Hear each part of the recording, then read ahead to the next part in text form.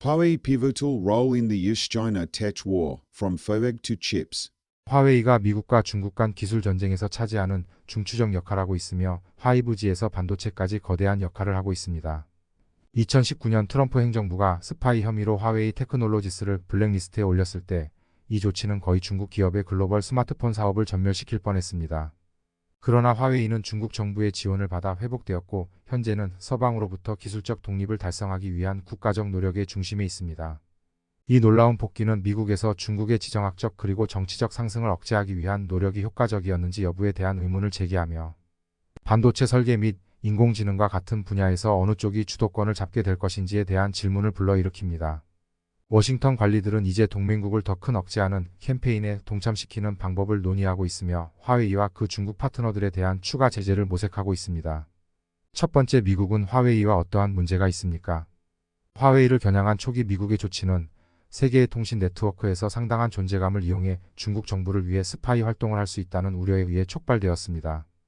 2020년 연방통신위원회 FCC는 화웨이와 중국의 또 다른 기업 중흥통신 GT를 국가안보 위협으로 지정하고 미국 통신사들이 그들의 장비를 네트워크에서 배제할 것을 명령했습니다.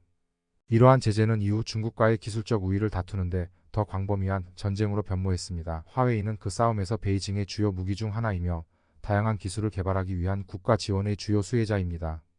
2023년 네트워킹 및 모바일 기술 분야에서 오랫동안 선도적이었던 이 회사는 또한 중국의 전국적인 반도체 노력의 최전선에 뛰어들었습니다.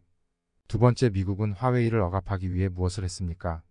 미국은 화웨이가 미국에서 장비를 판매하고 미국 공급업체로부터 부품을 구매하기 어렵게 만들기 위해 화웨이를 상무부 블랙리스트에 추가했습니다. 2020년 상무부는 화웨이가 그 수출 통제를 약화시키려 한다고 비난하며 화웨이가 사용하는 반도체를 설계하거나 생산하는 데 미국 기술을 사용하는 칩 제조업체에 대한 추가 제한을 부과했습니다. 이에 따라 대만 반도체 제조회사인 TSMC와 같은 공급업체는 더 이상 중국 기업에 판매할 수 없게 되었습니다. 그 후 2022년 바이든 대통령은 중국에 대한 기술 수출에 대한 가장 광범위한 제한을 가했고 2023년에 이를 다시 강화했습니다. 이러한 제재망에도 불구하고 화웨이는 메이트 60 스마트폰에 탑재된 중국산 칩으로 워싱턴을 놀라게 했습니다. 바이든 행정부는 그 돌파구와 관련된 여러 중국 반도체 회사를 블랙리스트에 올리는 것을 검토했습니다. 세 번째, 화웨이가 현재 미국을 걱정시키는 이유는 무엇입니까? 화웨이는 이제 향후 수십 년간 세계 경제를 형성할 반도체 전쟁에서 베이징의 가장 중요한 무기입니다. 미국의 조치가 화웨이의 중국 이외에서 성장에 타격을 입혔지만 이 회사는 중국의 광대한 국내 시장에서 점점 더 지배적인 위치를 차지하게 되었습니다. 3월 화웨이는 메이트 60이 애플 등 경쟁사로부터 시장 점유율을 가져오면서 65%의 이익 급증을 보고했습니다. 글로벌 칩 회사들의 협회는 화웨이가 미국 제재로 인해 많은 첨단 시설에 접근할 수 없게 되자 자체 칩을 제조하기 위한 공장 네트워크를 구축하고 있다고 밝혔습니다. 최신 메이트 60 프로 스마트폰을 조사한 결과 세계에서 가장 첨단 기술보다 몇 년 뒤처진 화웨이 설계의 7나노미터 칩이 발견되었습니다. 중국 국영 매체는 이 진보를 제재에 대한 승리로 치켜세웠으며 미국 상무부는 중국의 최대 파운드리 반도체 위탁 생산 업체 SMIC가 제조한 이 프로세서를 조사 중이라고 밝혔습니다. SMIC도 화웨이와 마찬가지로 미국에 의해 블랙리스트에 올라 미국 기술의 접근이 제한되었습니다. 화웨이의 야망은 이제 하드웨어를 넘어섭니다. 구글의 안드로이드 사용 금지에 대응하기 위해 개발한 자체 운영체제인 하모니OS는 8억 개 이상의 장치에 연결되었습니다. 또한 전기차로 확장하여 메르세데스 벤츠와 BMW를 포함한 주요 자동차 브랜드와 특허 계약을 체결했습니다. 그리고 소프트 파워 전략의 일환으로 블룸버그는 화웨이가 독립적인 워싱턴 기반 재단을 통해 미국 대학에서 최첨단 연구를 비밀리에 자금 지원하고 있다고 보도했습니다. 네 번째, 화웨이에 대한 초기 금지 조치를 촉발한 것은 무엇입니까? 30년 동안 화웨이는 전자제품 재판매 업체에서 통신 장비, 스마트폰, 반도체, 클라우드 컴퓨팅 및 사이버 보안 분야에서 세계 최대의 민간 기업 중 하나로 성장했으며 아시아, 유럽, 아프리카에서 광범위한 운영을 하고 있습니다. 하이브지 네트워크에 자금을 투입하여 2019년 미국 특허 수혜자 상위 10위 안에 들었으며 전 세계적으로 하이브지 네트워크 구축을 도왔습니다. 그러나 미국 정부는 중국 및 다른 국가들과 마찬가지로 외국 기술을 중요한 통신에 사용하는 것에 대해 제조업체의 스파이가 민감한 데이터에 접근할 수 있는 숨겨진 백도어를 설치할 수 있거나 기업 자체가 자국 정부의 이를 넘길 수 있다는 우려로 신중했습니다.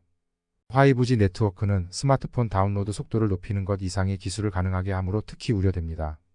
영국에 기반을 둔 통신사 보다폰 그룹은 2011년과 2012년에 이탈리아 사업에서 사용된 화웨이 장비에서 백도어를 발견하고 수정했다고 알려졌습니다.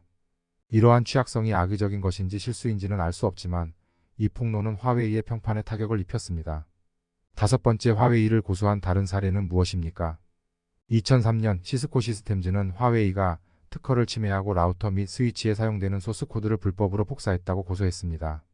화웨이는 논란이 된 코드와 매뉴얼 및 명령줄 인터페이스를 제거했고 소송은 취하되었습니다. 2010년 모토로라는 화웨이가 전 직원과 공모하여 영업 비밀을 훔쳤다고 고소했습니다. 그 소송은 나중에 해결되었습니다. 2017년 배심원단은 화웨이가 티모바일 US의 로봇 기술을 훔친 혐의로 유죄 판결을 내렸고 2019년 1월 미국 법무부는 그 사건과 관련된 영업 비밀 절도로 화웨이를 기소했습니다. 같은 달 미국의 강력한 동맹국인 폴란드는 화웨이 직원을 중국 정부를 위한 스파이 혐의로 체포했습니다. 화웨이는 그 직원을 해고하고 그의 혐의와 관련된 어떠한 관여도 부인했습니다. 여섯 번째, 화웨이의 입장은 어떠합니까? 화웨이는 미국의 제안이 사이버 보안에 관한 것이 아니라 글로벌 기술에서 미국의 우위를 보호하려는 것이라고 주장했습니다. 화웨이는 중국 정부가 다른 정부나 기업을 스파이하는 것을 돕는다는 것을 반복해서 부인했습니다. 창업자 런정페이와 직원들이 조합을 통해 소유하고 있다고 주장하는 이 회사는 재무 결과를 발표하고 마케팅에 더 많은 비용을 지출하며 외국 언론과의 소통을 강화했습니다. 런정페이는 자신의 군 경력과 공산당 가입을 자랑스럽게 생각하지만 베이징의 명령을 따르거나 고객 정보를 제공했다는 제안을 거부했습니다. 회사가 2023년 8월 메이트 60 프로를 출시한 후 회사 임원들은 그 돌파구를 비교적 겸손한 자세로 유지했지만 중국 국영 매체와 영향력 있는 블로거들은 이 모바일을 획기적인 성과로 치켜세웠습니다. 일곱 번째, 제재를 받고 있는 다른 중국 기업은 무엇입니까? 2020년 말 미 국방부는 중국 해양석 유천공사 CNOOC와 SMIC를 포함한 4개의 회사를 중국 군대가 소유하거나 통제하고 있다고 주장하며 목록에 추가하여 이들을 더 철저히 조사하고 잠재적인 제재에 노출시켰습니다. 다른 중국 기술 대기업들도 신장 지역의 소수 무슬림에 대한 인권 침해에 연루되었다는 혐의로 블랙리스트에 올랐습니다. 이들 기업에는 전 세계 비디오 감시 시장의 최대 3분의 1을 통제한다고 평가받는 항저우 하이크 비전 디지털 테크놀로지와 저장 다화 테크놀로지 세계에서 가장 가치 있는 인공지능 스타트업인 센스타임 그룹 및 AI 대기업 매그비 테크놀로지가 포함되었습니다.